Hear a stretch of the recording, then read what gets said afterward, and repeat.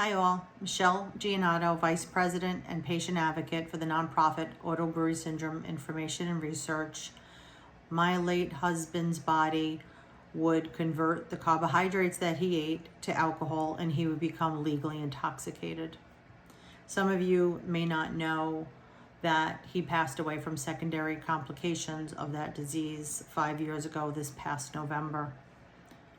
This past weekend, I was going through my closets and cleaning some stuff out, and I found a box that I long forgot about. I opened it and I realized that I had saved all of our wedding cards and some of the sympathy cards that I received, and I was reading them. I had to read them several times to get through it.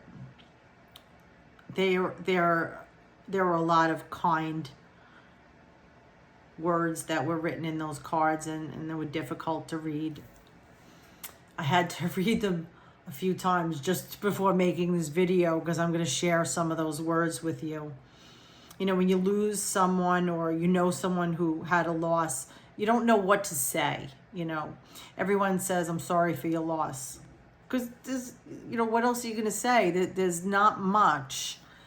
You know, when someone's going through a difficult time, no word is going to make someone's, oh, I feel so much better now. That's not how it works.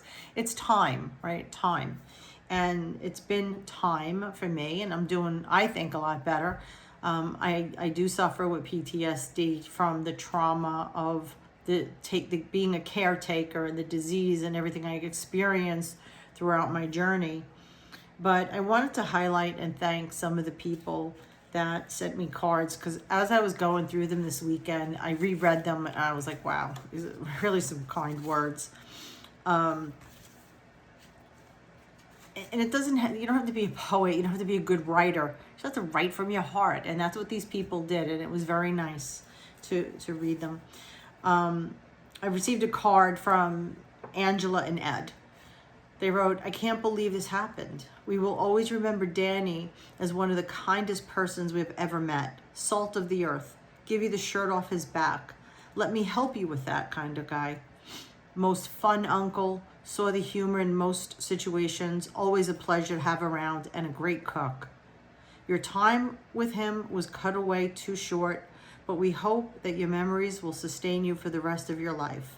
Hope you will find peace soon.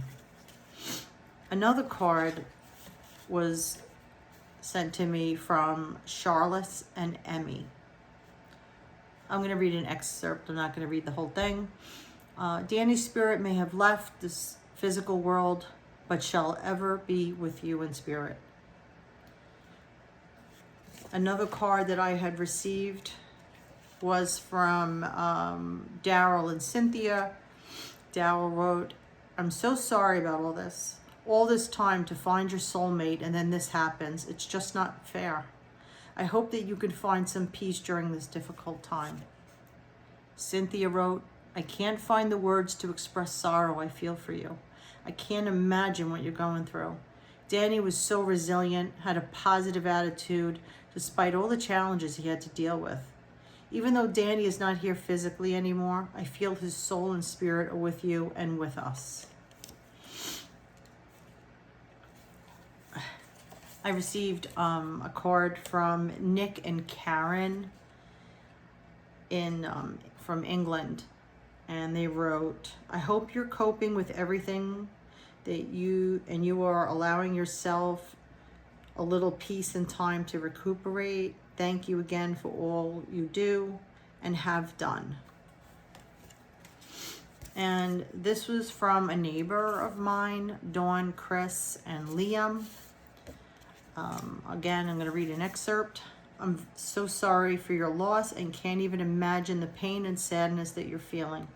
Danny was a great guy, and I always look forward to our talks outside, catching up on gossip or what was going on in our personal lives.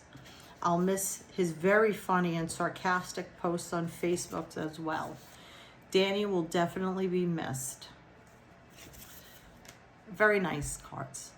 And I enjoyed reading them this weekend. as difficult as it was to relive those moments, reading these cards, they're actually helpful because you realize that you are surrounded by people near and far who are truly caring people and they're sympathetic. I don't know what else to say about this topic because this is a difficult one for me. But all I can tell you is that auto-brewery syndrome is real. It can be treated. And I continue with the nonprofit to help those who join our group so that we can get help for them and educate medical professionals and hopefully prevent another loss. I know that's a tall order. I'm not God, I can't prevent loss, but it would make me happy if everyone in our support group can get the medical care that they deserve.